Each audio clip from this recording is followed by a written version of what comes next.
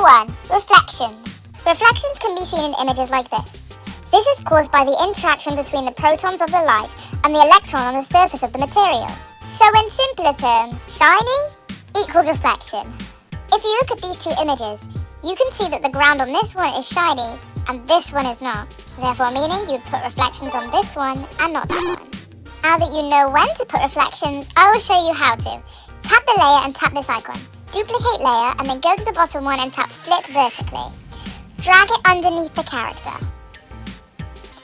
Then tap blending opacity and lower the opacity of the layer until it looks right. Number 2. Shadows. If you see this video I made, you can see that the light is coming from behind him. This means that the shadows will be on the front of him and coming off of the front of him. Here's a good image I found on Google that explains how it works. Go to the layer with your OC, tap this icon again and tap duplicate layer. Drag it so that it's in front of the OC, the opposite direction to where the light source is coming from. Tap the Add Effect button and search Solid Color. Tap it and select Standard Setting. Set the color to a slightly darker version of the other shadows in the image. Tap the layer and then tap Create Clipping Mask. Then you tap blending opacity and lower the opacity of the layer. Tap darken, choose whichever one you think looks best.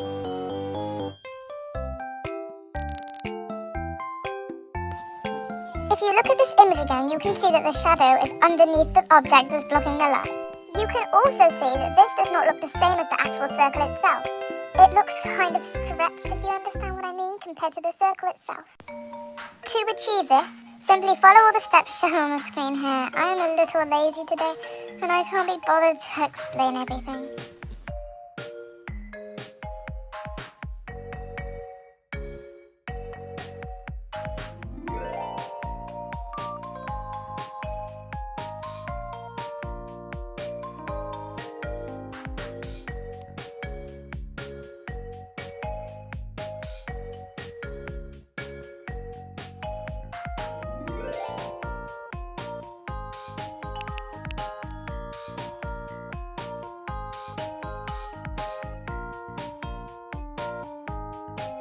Now, what if you had some sort of shadow that needs to look like this?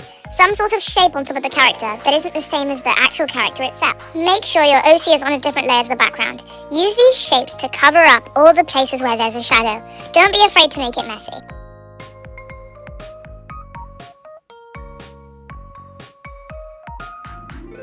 Then, once you're ready, select this icon and tap Select All Layers. Make sure all the shape layers are selected and then tap Group.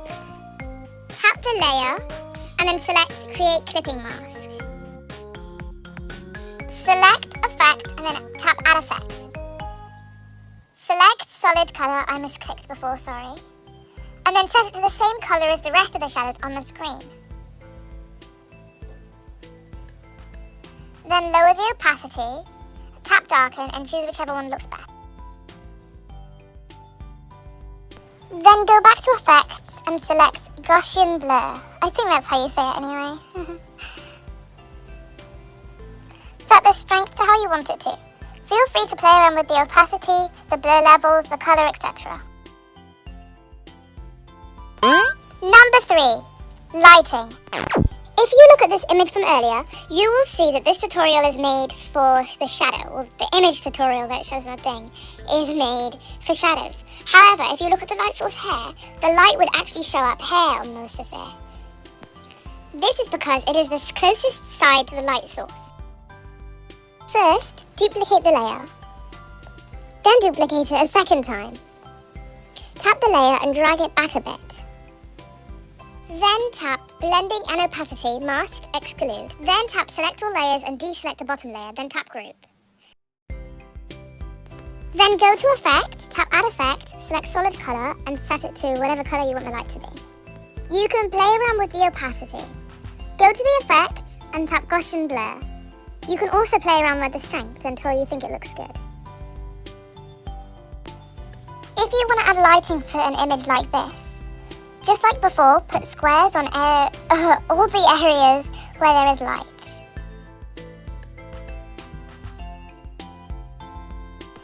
Then, like before, go to select all layers, select all of the shapes that are in the light thing and tap group. Then set the group to clipping mask and set it underneath the shadow layer. Then go to add effects and go to solid color. You can play around with whatever color you want the lighting to be, etc.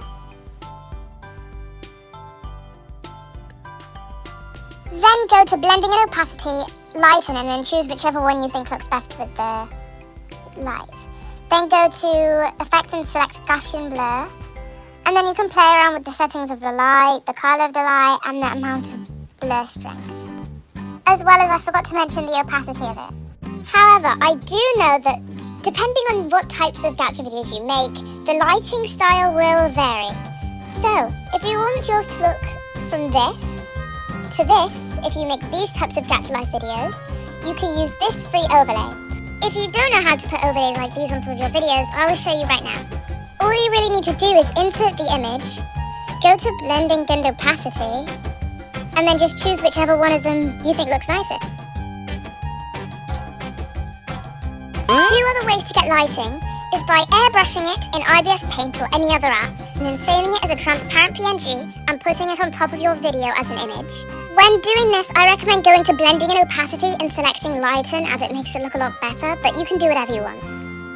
Or go to effects, tap add effect, and use the effect called light glow.